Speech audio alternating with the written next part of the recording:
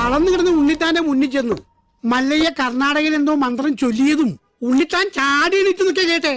ചാടി എഴുന്നേറ്റ് പഞ്ചായത്ത് ഗ്രൗണ്ട് വഴി 2 റൗണ്ട് ഓടി. ഒന്ന് പോടോ. കൂടി വന്നാൽ മല്ലയ്യ ദശമൂലം ദാമൂന്ന് പറഞ്ഞു കാണും. ഉണ്ണിത്താൻ അത് കേട്ടൊന്ന് ഞെട്ടിയും കാണും. ഇപ്പൊ അതൊന്നുമല്ല പ്രശ്നം. ഡോക്ടർ ലക്ഷ്മിയെ കാട്ടാപ്പിള്ളി കെട്ടുവോ അതോ മല്ലയ്യ കെട്ടുവോന്നാ? പെണ്ണിന് വേണ്ടിയുള്ള യുദ്ധം ചരിത്രാതീത കാലം മുതലേ തുടങ്ങിയതാ.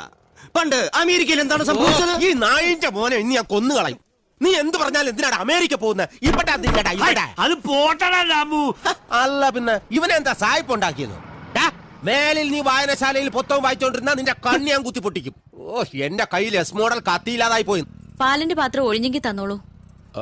ഓഹോ, നീ മല്ലയ്യയുടെ വീട്ടിൽ കയറി താമസിച്ചിട്ടും മല്ലയ്യയുടെ മനസ്സിൽ കയറി താമസിച്ചത് ആ ഡോക്ടർ പെണ്ണായി പോയല്ലോ ഗൗരി. ചില മുതലാളിമാരൊക്കെ അങ്ങനെയാ പരമുള്ളേ.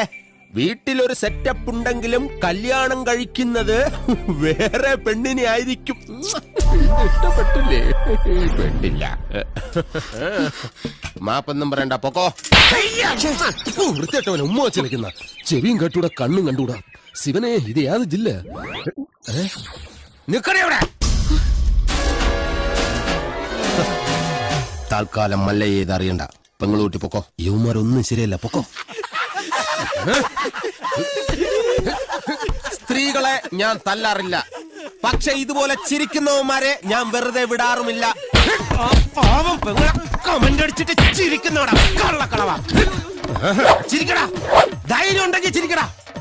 നിനക്കൊക്കെ എന്നെ ശരിക്കും അറിയാൻ പാടില്ല. എടാ, നീയൊക്കെ ബോംബെയിലെ അധോലോകമായ ധാരാവി ധാരാവി എന്ന് കേട്ടിട്ടുണ്ടോ? ഞാൻ കേട്ടിട്ടുണ്ട്, പോയിട്ടുണ്ട്. എന്താടാ അണ്ണാ, ഇനി പോകുമ്പോ എന്നെ കൂടെ കൊണ്ടുപോകൂ. സത്യം, ഞാൻ ഇതുവരെ പോയിട്ടില്ല. ഫുൾ ചെലവ് എന്റെ വക. കൊണ്ടുവന്നു പറ.